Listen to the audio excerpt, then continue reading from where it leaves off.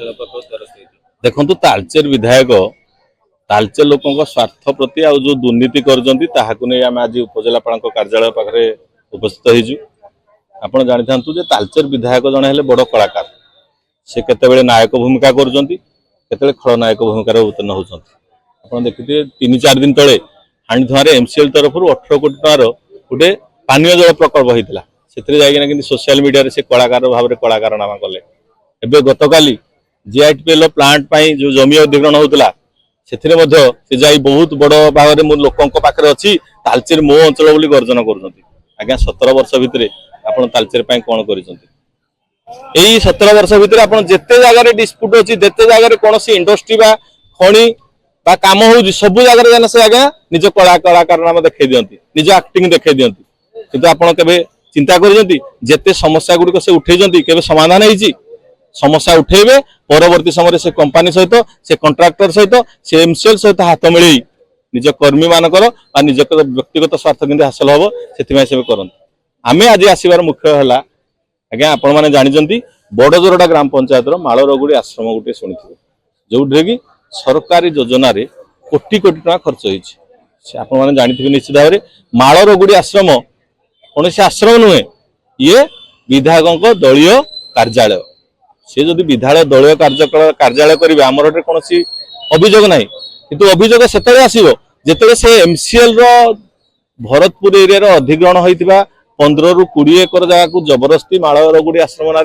निजे जबरदस्ती जबरदखल करेंगे आ निज सरकार समय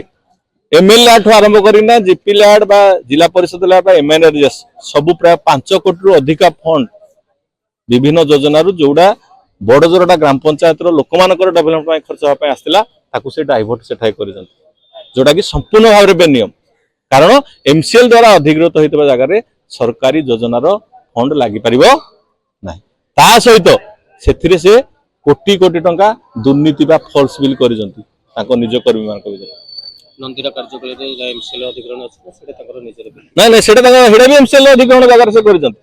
से 2टा जगह रखिंट दलीय कार्यालय ना प्राय 20 ରୁ 25 एकर जगह आगे एठे हमरो तालचेर विस्थापित लोक माने जगह पाउनाती घर करिया पय किंतु विधायक